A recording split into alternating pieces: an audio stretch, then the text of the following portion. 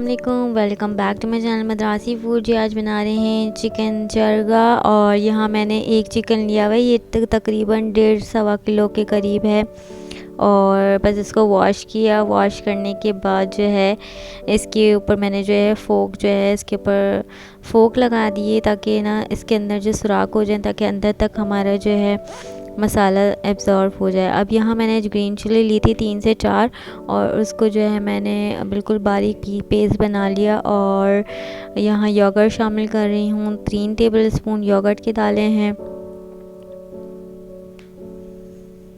1 table spoon ginger garlic paste add किया है। 1 table spoon red chilli powder. और chicken tikka masala जो है वो 3 टेबल स्पून डालेंगे। पहले मैं 2 टेबल स्पून डालूँगी और फिर बाद में मैं जो है लास्ट में 1 टेबल स्पून डालूँगी। और इस तरह से स्प्रिंकल करके मैंने डाल दिया है। और यहाँ हाफ़ टी स्पून से भी कम जो थोड़ा मैंने ज़ीरा कुटा हुआ भुना हुआ ले लिया। और नमक जो है मैं हाफ़ टी स्पून डाल रही हूँ एज़ पर अकॉर्डिंग टेस्ट।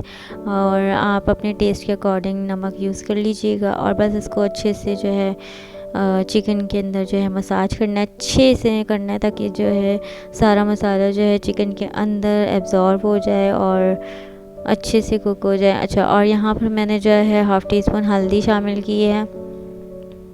और जो मैंने बताया था आपको चिकन टिक्का जो है मैं अभी चिकन टिक्का पाउडर जो है वो अभी डाल रही हूँ। और बस इसको मैरिनेट करके और इसकी लेग्स को जो है मैं बांध दूँगी, ताकि ये निकले ना, ठीक है। और फिर मैंने इसको जो है तकरीबन सुबह रख दिया था आराम से, और फिर शाम में जो है इसको मैरिनेट करके शाम में इसको जो है फ्राई कर लेंगे हम। तो यहाँ मैंने पैन में 1 टेबल स्पून ऑयल डाला। और आप चाहें तो बड़ी देगची ले लें, मेरे पास ये देगची थी, इसमें मैंने इसको डाल दिया इसमें, और इसका मसाला ऊपर से मैंने डाल दिया है। और फिर इसका कवर कर दिया है। और हाँ, बिल्कुल लो फ्लेम पे नहीं पकाना है, बस मीडियम हीट पे रखना है। फिर उसके बाद पानी इसका जो आपको खुद लगेगा, पानी इतना सारा इसका निकल रहा है, फिर वो जो है एब्ज़ॉर्ब करना है उस पानी को। एक साइड जो है हमने 15 से 20 मिनट तक रखना है। फिर दूसरी साइड जो है हमने टर्न करके इसको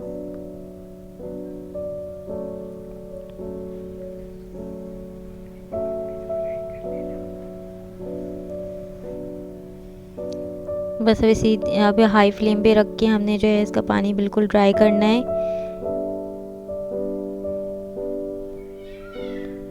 अब हम इसको टर्न कर लेंगे।